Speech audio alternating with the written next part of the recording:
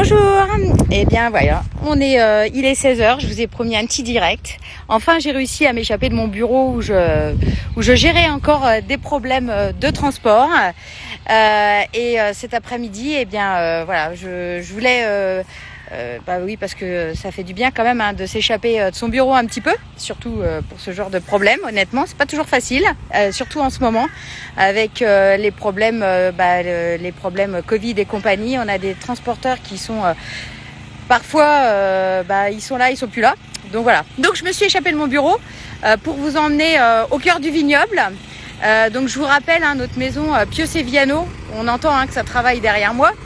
Notre maison Pio Seviano, c'est 40 parcelles, 8 hectares autour de Vincelles. Et là, je me trouve sur une des 40 parcelles. Alors, je vais vous montrer. Voilà, là, on est dans une parcelle qu'on appelle la Jeune Toinette. Elle fait plus de 40 arts. Et on voit Vincelles là-bas, là, tout au fond. Voilà. Mais bonjour à tous, bonjour à ceux qui nous rejoignent. Donc Vincelles est par là, mais en fait, donc on dit bien qu'on est autour de Vincelles, mais ici, cadastralement, nous sommes dans l'Aisne. Juste, on est vraiment à la limite de l'Aisne, là où vous voyez Francky travailler, mon salarié, elle est là à la limite. Voilà, donc c'est la première parcelle que j'ai dans l'Aisne. Voilà. Donc aujourd'hui, je vous emmène à la rencontre de mon équipe. Il y a Francky qui travaille là-bas. Il y a Rémi qui vient de rejoindre l'équipe qui est là-bas. Et Solène qui est en apprentissage à la maison, qui travaille également, qui pousse la tondeuse. Oui, parce que en ce moment, les travaux qu'on fait, ce sont surtout des travaux de réparation et d'entretien des vignes.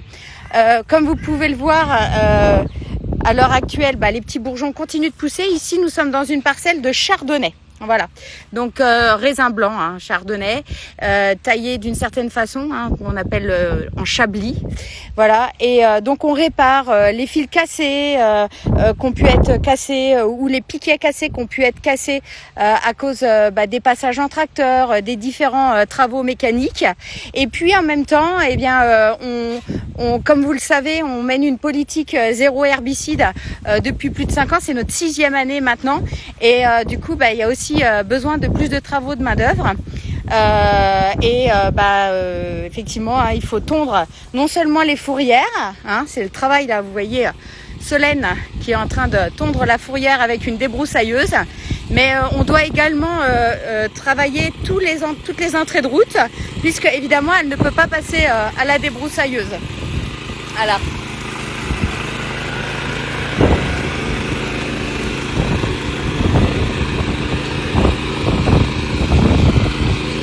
Solène ? Alors elle n'entend rien, elle a le casque. Voilà, donc Solène, elle a fait 2 ans de stage à la maison. Et puis elle nous a demandé si elle pouvait poursuivre ses études en alternance. Bien sûr, on a dit tout de suite oui, parce qu'en fait, elle a toujours été un très bon élément à la maison. Et surtout, pour moi, c'est la relève de la Champagne, comme je lui dis toujours, parce qu'un jour, elle aussi, elle sera certainement à la tête de son exploitation. Et c'est notre travail à nous. Stéphie te fait coucou l'équipe.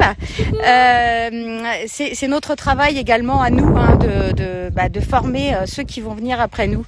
Voilà. Donc, tu vas nous expliquer. On va voir si on t'a bien appris. Qu'est-ce que tu es en train de faire en ce moment ? Alors moi je tonds les fourrières, c'est-à-dire que j'essaye de faire propre autour de la parcelle de vigne. Donc je tonds vraiment les côtés, le côté du haut, le côté du bas. Et même si on a un voisin un petit peu proche, voilà, je tonds le rang entre lui et nous. Notre parcelle s'arrête ici. Voilà. Ça n'a pas été fait, mais ça va être bientôt fait. Voilà. On ne s'inquiète pas. Exactement. L'autre côté, pareil. Voilà. C'est là où sont les gars. La limite, Christiane te fait un coucou aussi.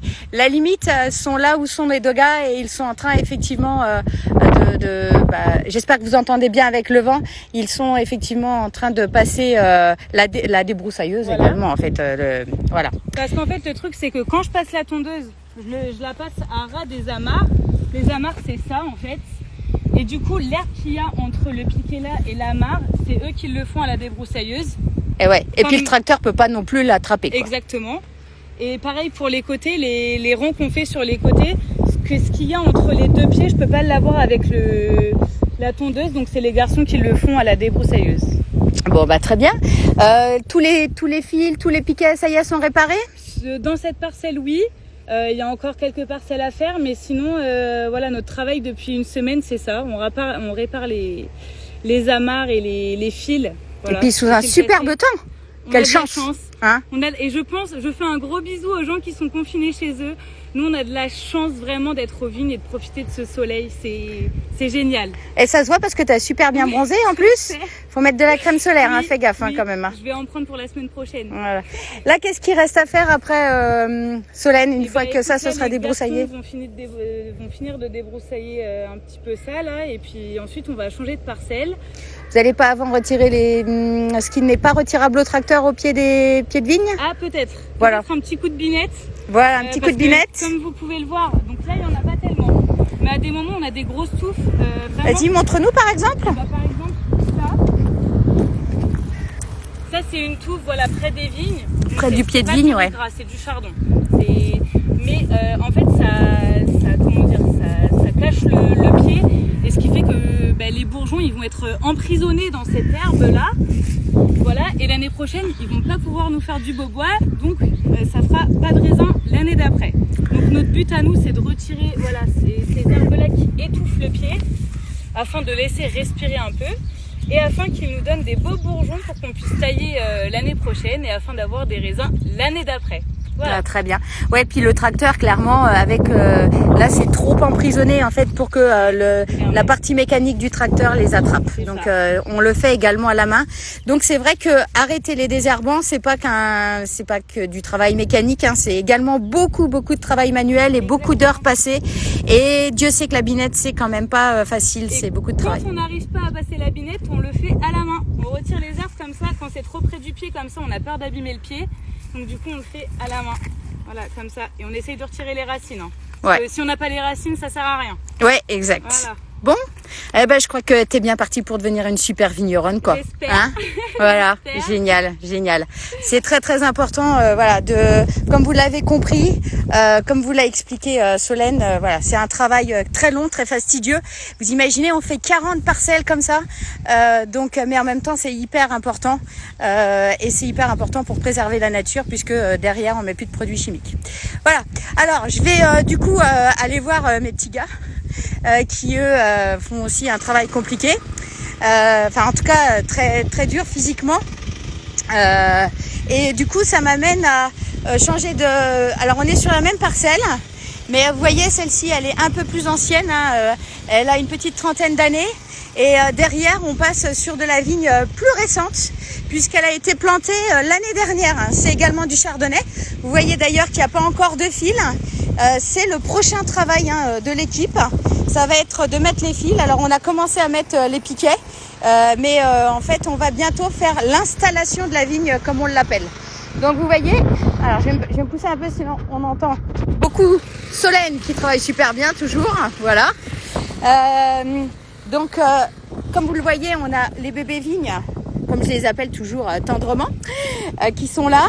Et j'ai une petite pensée pour Louise et pour Erwan. Je sais que Louise est connectée parce que en fait, elle est arrivée ici quand on a fini de planter cette vigne, un peu en retard. Je sais qu'elle voulait planter son propre bébé vigne. Malheureusement, elle est arrivée en retard.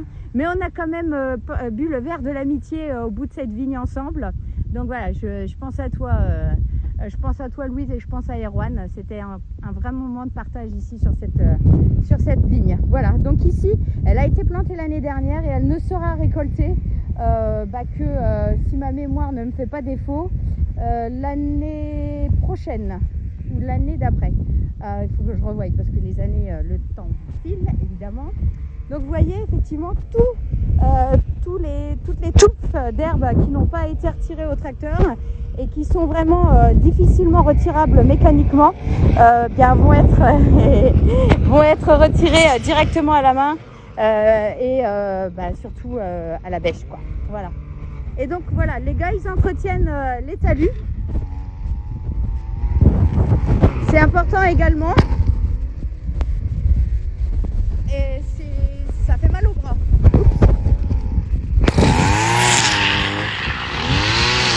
Et il garde le mètre de distance. Voilà. Voilà, voilà. Et Solène continue. Salut Vincent. Est-ce qu'ils travaillent bien, Vincent, Rémi et Francky? Ouais, ils sont à fond là. Hein. Ils sont à fond. Voilà, voilà. Sous un beau soleil. Et on est vraiment content parce que nos plants sont tous repartis. Les bébés vignes, nos plants sont vraiment tous repartis. Et ça, c'est super. Parce que parfois, certains plants ne repartent pas. Et là, il n'y a pas eu d'exception. Ça va vraiment donner des superbes raisins. On est très très bien exposés hein, là où nous sommes.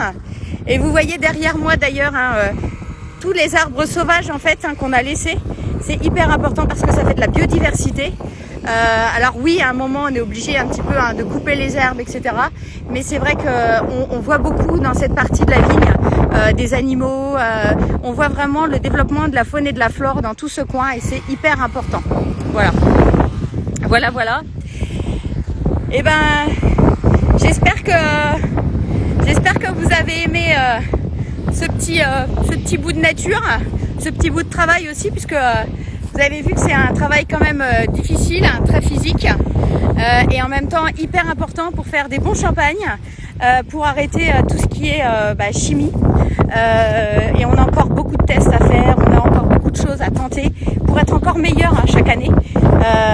En tout cas, voilà, ici on a une belle parcelle de chardonnay, je vous la remontre encore une fois. C'est quand même bien sympa. Hein. Voilà, voilà, voilà.